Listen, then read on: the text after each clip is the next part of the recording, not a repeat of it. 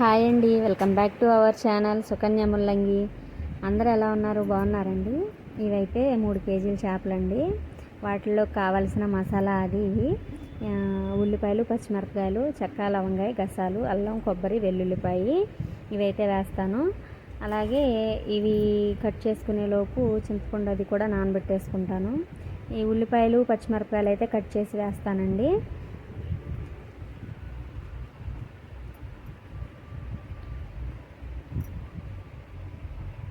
అలాగే చింతపండు, ఉల్లిపాయ సైజు ఎంత అయితే ఉందో అంత చింతపండు తీసుకున్నాను నేను.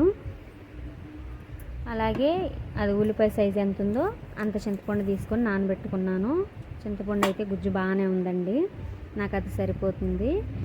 మీరు ఒకవేళ అది గుజ్జు తక్కువగా ఉండిద్ది అన్న చింతపండు అయితే కొంత మరింత తీసుకోండి.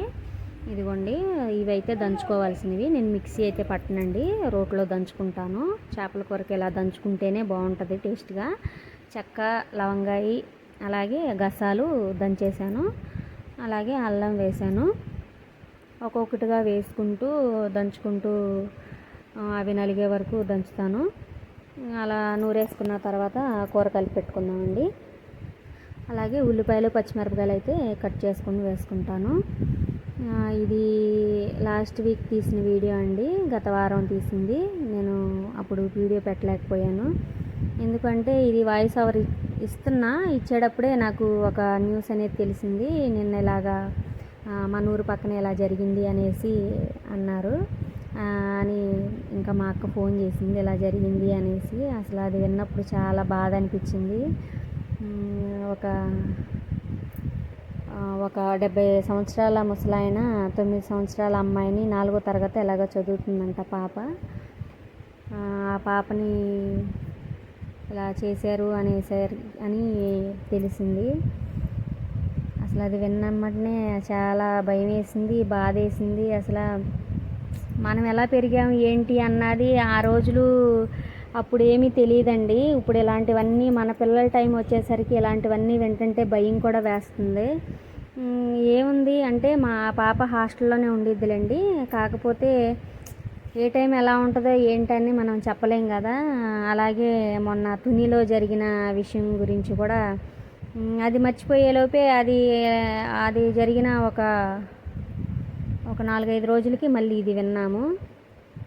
అసలు సమాజం ఎటు పోతుందో కూడా ఏం అర్థం కావట్లేదు. అసలు ఇట్లాంటివన్నీ జరుగుతూ ఉన్నాయి. ప్రభుత్వం చాలా చర్యలు అనేవి తీసుకుంటున్నారు, అయినా కానీ ఇలా చేస్తున్నారు.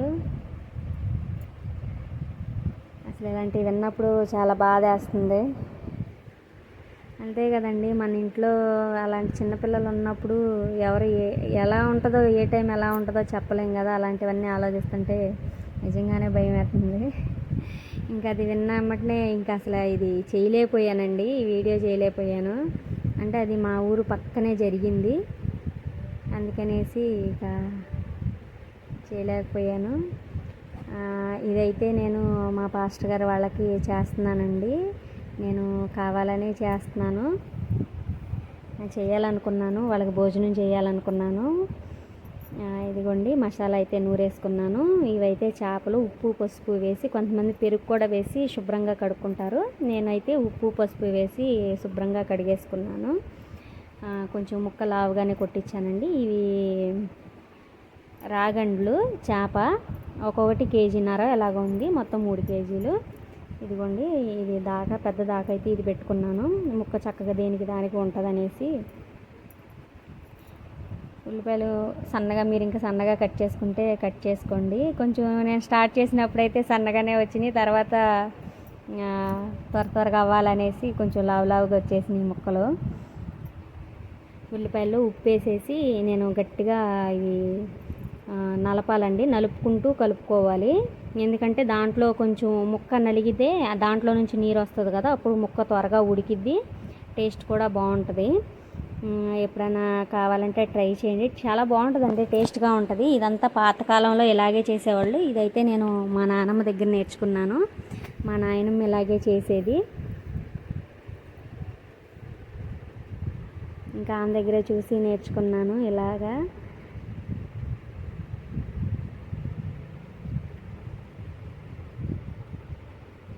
అది కొంచెం నీరు వచ్చే వరకు కూడా అలాగా పిసుగుతా అంటే నలుపుతా అట్లా కలుపుకోవాలి. అంటే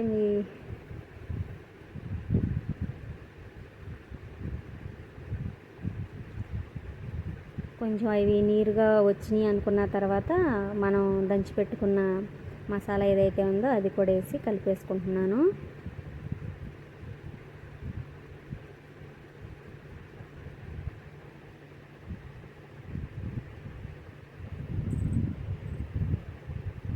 తర్వాత పచ్చిమిరపకాయలండి, చీలికలుగా వేస్తే కొంచెం ఘాటు ఎక్కువగా ఉంటుందనేసి కొన్నేమో ఘాట్లు పెట్టాను, కొన్ని అయితే విరిచి అలా వేసేసానండి. అంటే అవి ఎక్కువ ఘాటుగా ఉన్నాయి అందుకనేసి ఇరిపేసి వేసేసాను.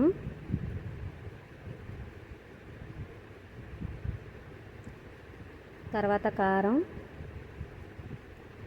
అంటే నాకు ఇలా చేత్తో వేస్తేనే అంచనా తెలిసిద్దండి, అందుకనే నాకు ఇలాగే అలవాటు, అంచనా అలాగే తెలిసిద్ది చేపల కూరలోకి, అందుకని ఇంకా అలా వేసుకున్నాను.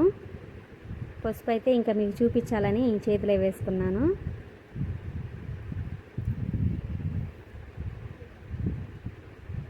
ఎందుకనో తెలీదు, ఇంకా అలాగే వేసేది, నాకు కూడా అలాగే అలవాటు అయిపోయింది. అన్నీ నాకు ఇంకా పాళ్ళన్నీ అలా తెలుస్తాయి. నూనె అండి,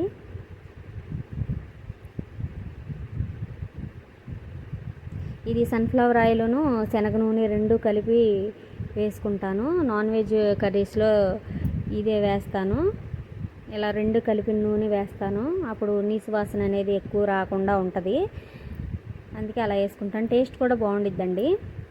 ఇదిగోండి నూనె కూడా సరిపోయింది, నాకు ఇంకా అలా అంచినా అలా తెలిసిద్దండి, అలా వేస్తేనే, నాకు గరిటెలతో అట్లా వేస్తే నాకు తెలీదు.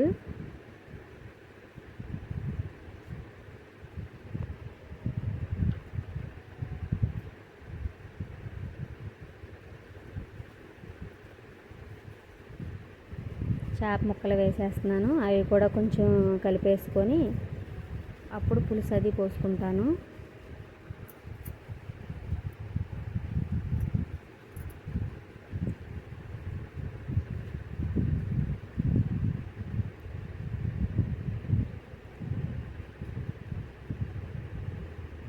మనం దైవ సేవకులకి పెట్టేది ఎంతో ధన్యత అండి. అది ఎవరైనా కానీ దేవుని సేవ చేసే వాళ్ళకి మన వంతుగా మనం ఏదో ఒకటి చేస్తూ ఉంటే దేవుడు ఎప్పుడూ మనల్ని ఒక అడుగు ముందులోనే ఉంచుతాడు, మనకి మంచి మంచి కార్యాలు అనేవి జరుగుతాయి, నేను అది నమ్ముతాను.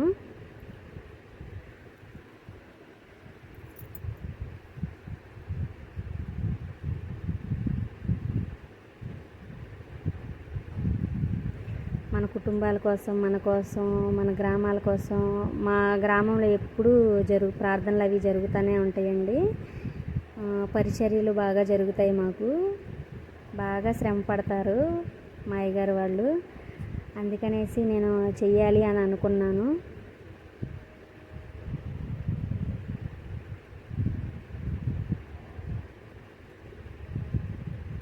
చింతపండు అండి,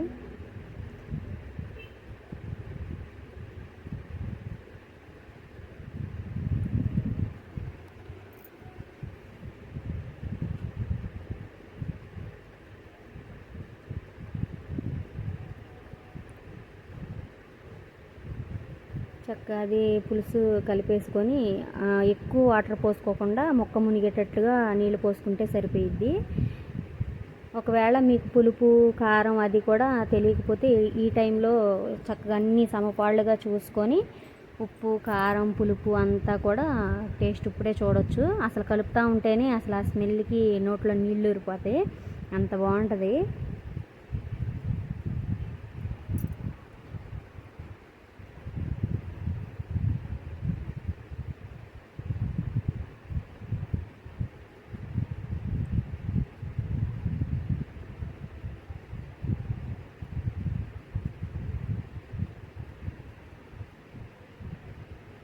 దాక్కి మసి అవ్వకుండా బూడిద రాశానండి, ఇంకా మనకి తోమడానికి కూడా ఎక్కువ టైం పట్టదు. బూడిది కానీ మట్టి కానీ, కొంతమంది ఆయిల్ రాస్తారు, కొంతమంది సబ్బు రాస్తారు, నేనైతే బూడిద రాశానండి. దాగు చుట్టూత.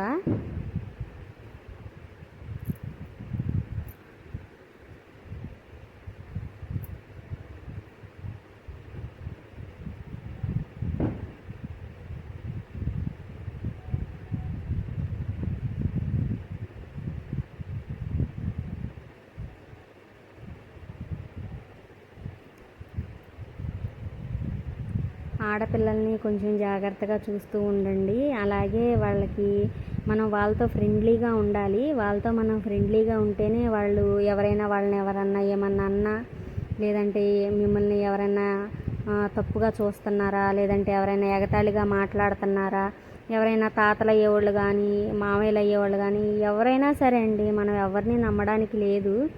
మన వాళ్ళే అనుకున్నా వాళ్ళే ఏదైనా చేయొచ్చు, మనం చెప్పలేం కదా.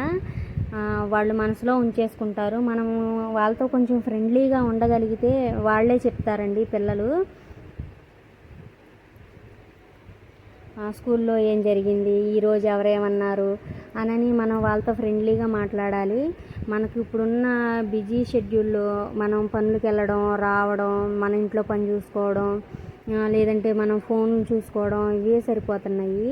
చాలా వరకు మేము మీటింగులకు వెళ్ళినప్పుడు కూడా ఇలాంటివి వింటూ ఉంటామండి. అంటే మేము కిషోర్ బాలికలకు కూడా మేము మీటింగ్ అది పెట్టి చెప్తూ ఉంటాము. అట్లాంటప్పుడు కొంతమంది దగ్గర ఎక్కడన్నా ఒక చోట అలా వింటూ ఉంటాము. వాళ్ళు చెప్పేది అంటే వాళ్ళు పేరెంట్స్ వాళ్ళతో టైం స్పెండ్ చేయరు. వీళ్ళు ఏం చేస్తారు, ఏ ప్రేమ దొరక్క చిన్న వయసులోనే ప్రేమలని అట్లాగా అట్రాక్ట్ అవుతూ ఉంటారు. మనం వాళ్ళతో ఫ్రెండ్లీగా ఉండగలిగితే వాళ్ళు ఆ విషయాలు ఏదైనా సరే మనతోనే చెప్పుకుంటారండి. ఫ్రెండ్స్తో ఎలా అయితే షేర్ చేసుకుంటారో అలా